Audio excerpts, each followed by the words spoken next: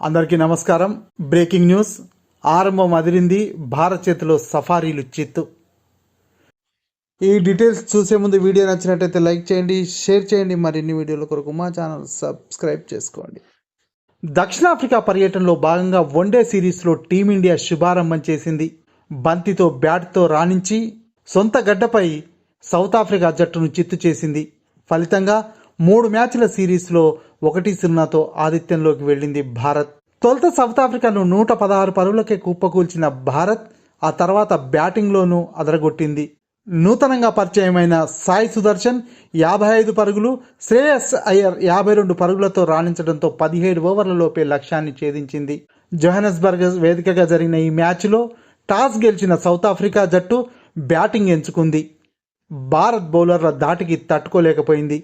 ముఖ్యంగా హర్షదీప్ సింగ్, ఆవేష్ ఖాన్లను ఎదుర్కొనేందుకు ఆ జట్టు బ్యాటర్లు తీవ్రంగా ఇబ్బంది పడ్డారు. దీంతో దక్షిణాఫ్రికా 27.3 ఓవర్లలో 116 పరుగులకే ఆలౌట్ అయింది. భారత బౌలర్లలో హర్షదీప్ సింగ్ 5 వికెట్లు, ఆవేష్ ఖాన్ 4, కుల్దీప్ యాదవ్ 1 వికెట్ పడగొట్టారు. అనంతరం స్వల్ప లక్ష్యంతో బరిలోకి దిగిన టీమిండియా ఆడుతూ పాడుతూ విజయం సాధించింది. రుతురాజ్ గైక్వాడ్ 5 స్కోర్కే అవుట్ అయినా డెబ్యూ ప్లేయర్ సాయి సుదర్శన్ 55, శ్రేయస్ అయ్యర్ 52 భారత్ను గెలిపించారు.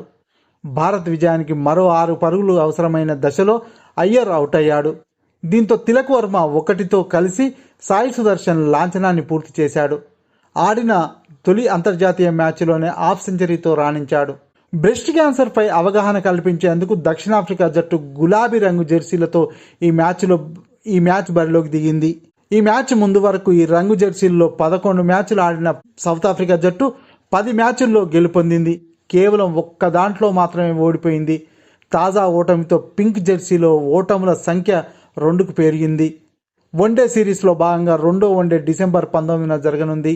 ఈ వీడియో నచ్చినట్లయితే లైక్ చేయండి, షేర్ చేయండి. మరిన్ని వీడియోల కొరకు మా ఛానల్ సబ్స్క్రైబ్ చేసుకోండి.